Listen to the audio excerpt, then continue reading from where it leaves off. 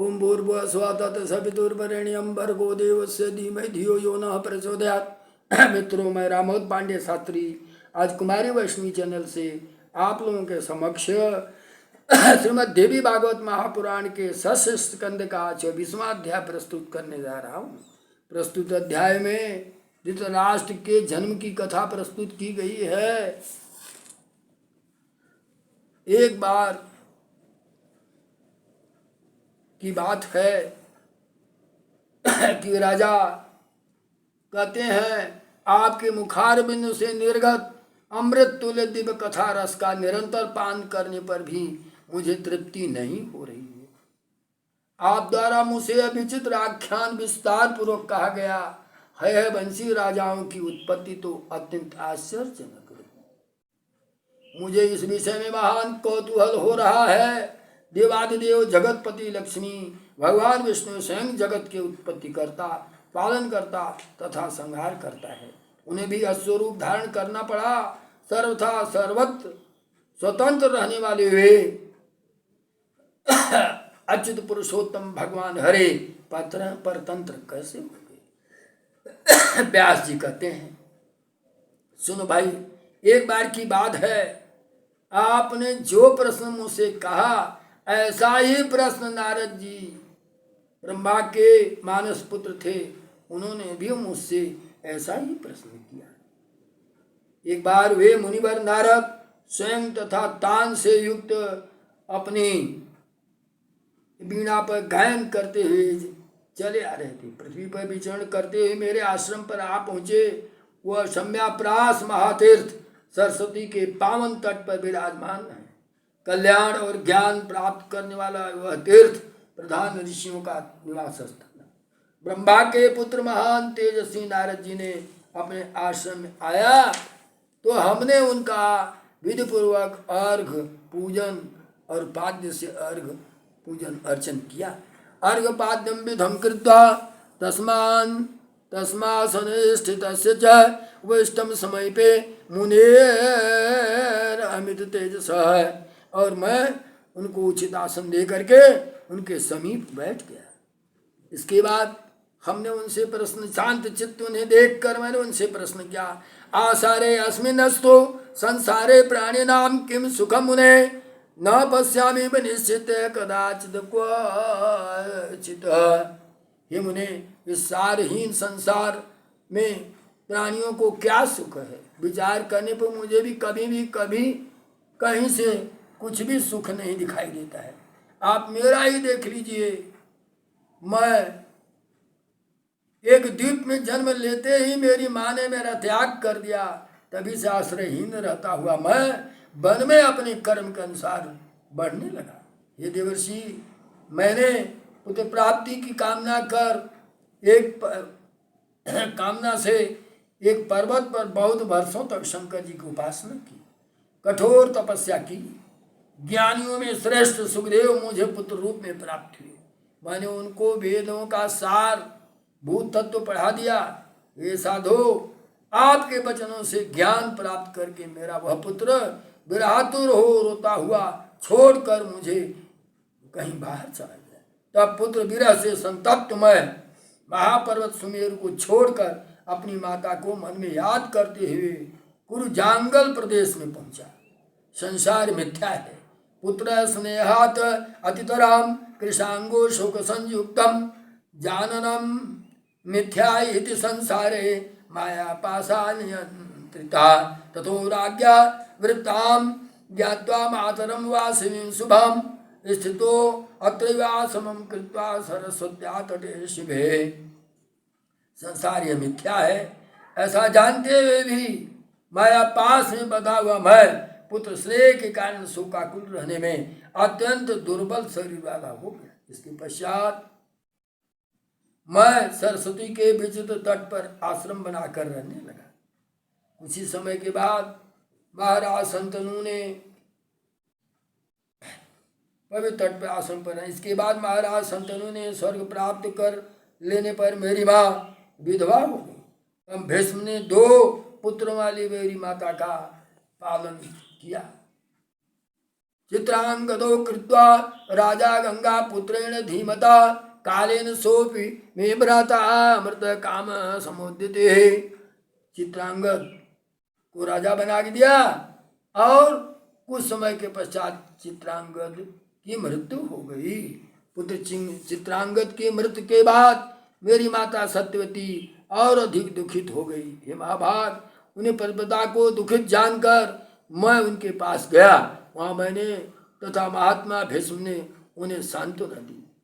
जब स्त्री तथा राज्य में विमुख भीष्म ने अपने दूसरे भाई पराक्रमी विचित्र वीर को राजा बना दिया, तत्पश्चात भीष्म ने अपने बल से राजाओं को जीत करके काशीराज की 2 सुंदर पुत्रियों को ला करके माता को समर्पित कर दिया।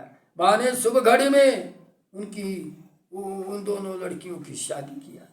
काशीराज सुतैरम में विजित्य पृथ्वी पतिन भीष्मेणानीय स्वबला कन्या के द्वय समर्पिते सरस्वते शुभे काले विवाह परिकल्पिते चातुर्वीर वीरस्य तथा हम सुगतो अभवत।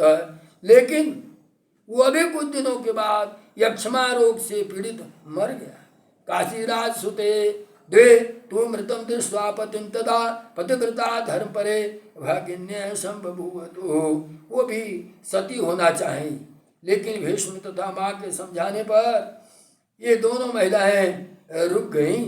तब स्नेह भाव का आश्रय लेकर मेरी माता ने भीष्म से परामर्श करके दोनों वधुओं को महान चेष्टा करके इसे रोक दिया और विचित्र वीर की सभी जो अंत्येष्टि क्रियाएं हैं उसे पूरा किया तथा हमें हस्तिनापुर बुलाया गया।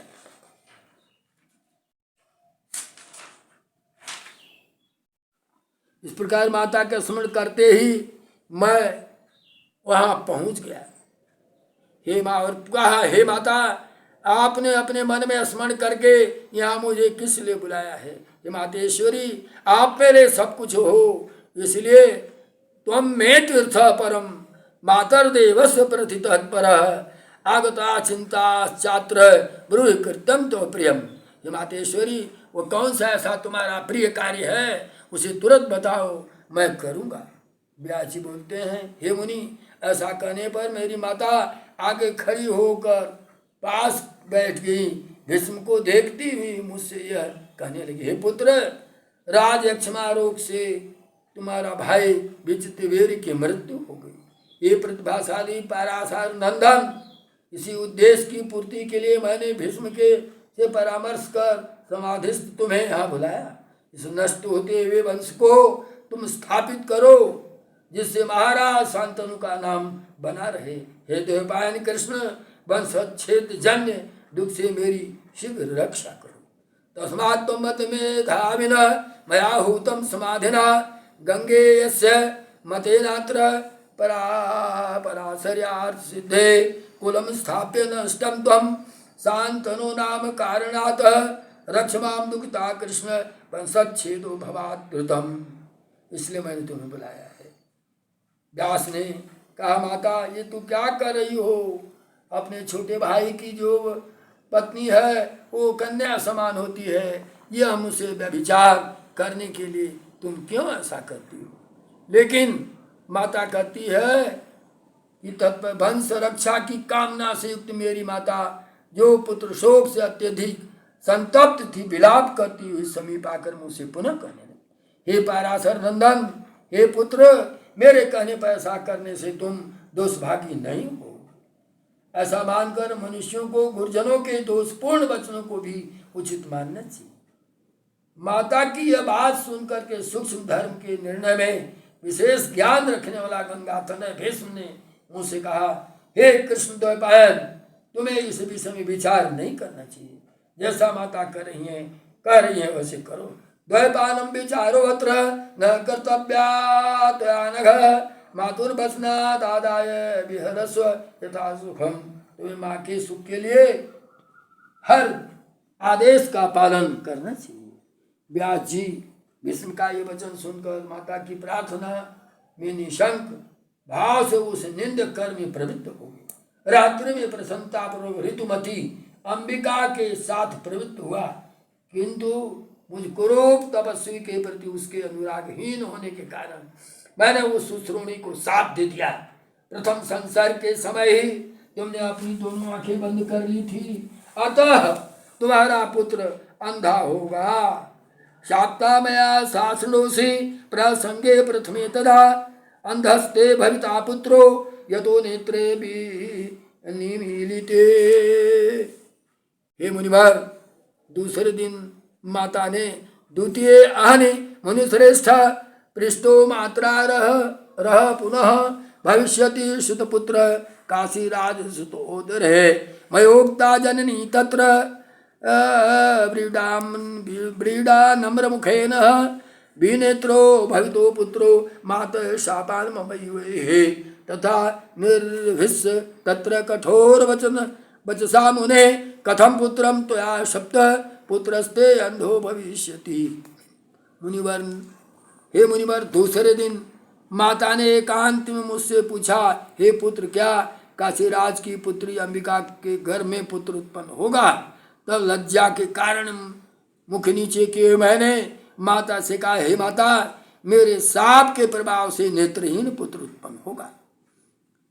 हे मुने, इस तरह माता ने कठोर वाणी में मेरी भर्त्सना की।